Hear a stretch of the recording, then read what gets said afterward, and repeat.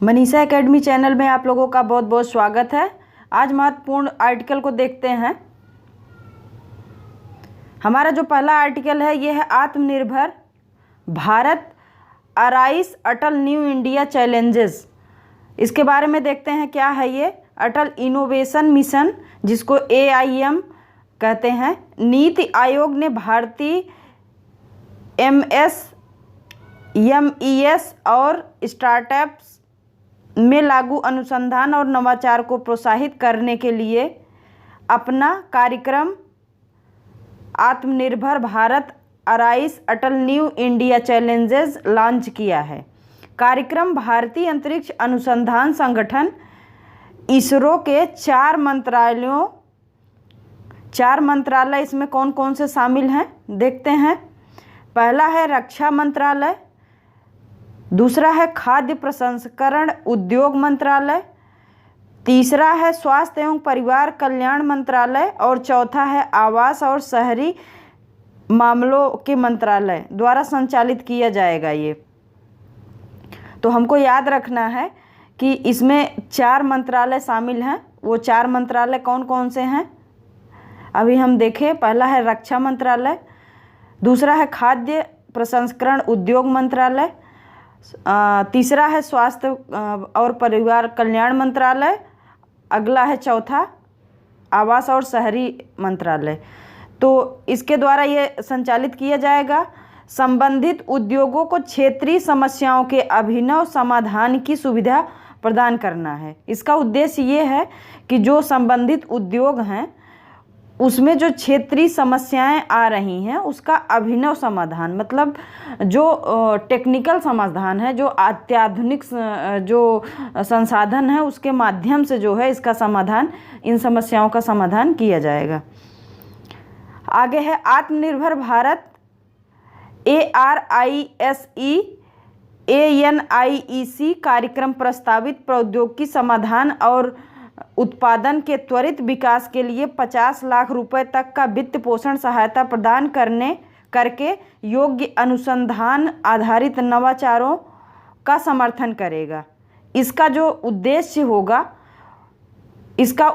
होगा, कि जो प्रौद्योगिकी समाधान उत्पादन के लिए जो त्वरित विकास के लिए इसको जो है 50 लाख रुपए तक का वित्त पोषण सहायता प्रदान किया जाएगा, जिससे अनुसंधान आधारित नवाचारों का समर्थन करेगा। चलते हैं अगले आर्टिकल पे। लिविंग प्लेनेट रिपोर्ट 2020 क्या है इसके बारे में देखते हैं। WWF की लिविंग प्लेनेट रिपोर्ट 2020 में पाया गया है कि 1970 और 2016 के बीच वैश्विक वन्य जीवों की आबादी में 68% की कमी आई है। पृथ्वी की 75% बर्फ मुक्त भूमि की सतह में पहले ही काफ़ी बदलाव हो चुके हैं। अधिकांश महासागर प्रदूषित हैं और इस अवधि में आर्द्र भूमि के 85% से अधिक क्षेत्र खो गए हैं। पिछले कई दशकों में जैव विविधता के नुकसान का सबसे महत्वपूर्ण प्रत्यक्ष चालक भू उपयोग परिवर्तन रहा है, मुख्य रूप से प्राचीन आवासों को कृषि प्रणाली में परिवर्तित करना, जबकि अधिकांश महासागरों को समाप्त कर दिया गया है। वैश्विक स्तर पर भूमि उपयोग परिवर्तन के कारण सबसे अधिक जैव विविधता का नुकसान यूरोप और मध्य एशिया में कितना प्रतिशत है नुकसान? 57.9%। फिर उत्तरी अमेरिका 52.5%, लैटिन अमेरिका और कैरेबियन में 51.2%, अफ्रीका में ये कमी जो है, नुकसान जो कमी है 45.9% और फिर एशिया में % पाया गया है।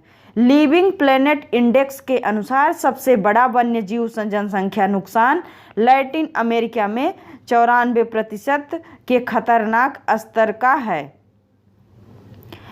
आगे देखते हैं, विश्व स्तर पर सबसे अधिक खतरा जैव विविधता में ताजे पानी की जैव विविधता रही है, जो कि महासागर या जंगलों में तेजी से घट रही है। लगभग 90% वैश्विक आर्द्रभूमि 1700 के बाद से खो गई है और वैश्विक मानचित्रण ने हाल ही में पता लगाया है कि मनुष्यों ने लाखों किलोमीटर की नदियों को बदल दिया है। IUCN रेड लिस्ट के अनुसार भारत मेगा डाइवर्स देश जो दुनिया के केवल 2.4% क्षेत्र में पौधों की 45,000 से अधिक प्रजातियों के साथ पहले ही विलुप्त होने से 6 पौधों की प्रजातियों को खो चुका है। तो इससे संबंधित कुछ महत्वपूर्ण बिंदु थे जो मोस्ट इम्पॉर्टेंट है। ये जो इंडेक्स जारी किया गया है WWF के द्वारा, इसमें बताया गया है कि जो वर्तमान में जो स्थितियां हैं इन्वायरमेंट के, उसमें क्या क्या दिक्कतें हैं, क्या क्या कमियां हैं, किन किन क्षेत्रों में, विश्व के किन किन हिस्सों में कैसी कैसी समस्याएं आ रही हैं, ये सारे आंकड़े यहाँ पे दिए गए हैं। चलते हैं अगले आर्टिकल पे। अगला आर्टिकल हमारा है राफेल लड़ाकू विमान। राफेल लड़ाकू विमान क्या है देख लेते हैं। एयरफोर्स स्टेशन अंबाला में एक औपचारिक कार्यक्रम में लड़ाकू विमान राफेल को औपचारिक रूप से भारतीय वायुसेना, जिसको IAF कहते हैं, में शामिल कर लिया गया है।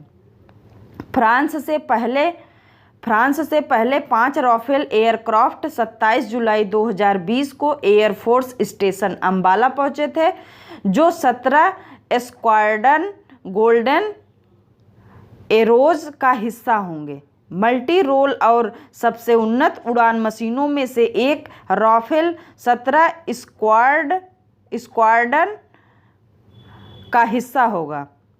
अंबाला, जिसे अंबाला एयरबेस में लोकप्रिय रूप से गोल्डन एरोज के रूप में जाना जाता है। इस वर्ष नवंबर के अंत तक विमान के दूसरे बैच के भारत में आने की उम्मीद है। भारतीय वायुसेना फ्रांस से कुल 36 राफेल जेट प्राप्त करेगी और 2021 के अंत तक सभी विमानों को भारतीय वायुसेना में शामिल किए जाने की उम्मीद है। राफेल विमान सुखोई के बाद भारतीय वायुसेना के लिए विमानों का पहला बड़ा अधिग्रहण है। सुखोई को लगभग 23 साल पहले भारतीय वायुसेना में शामिल किया गया था। अत्याधुनिक 4.5 जनरेशन राफेल जेट की गति ध्वनि की गति से लगभग 2 गुनी तक पहुंच सकती है। इसकी शीर्ष गति 1.8 मैक है। इलेक्ट्रॉनिक युद्ध, वायु रक्षा, जमीनी समर्थन और गहराई से हमले सहित अपनी बहुभूमिका क्षमताओं के साथ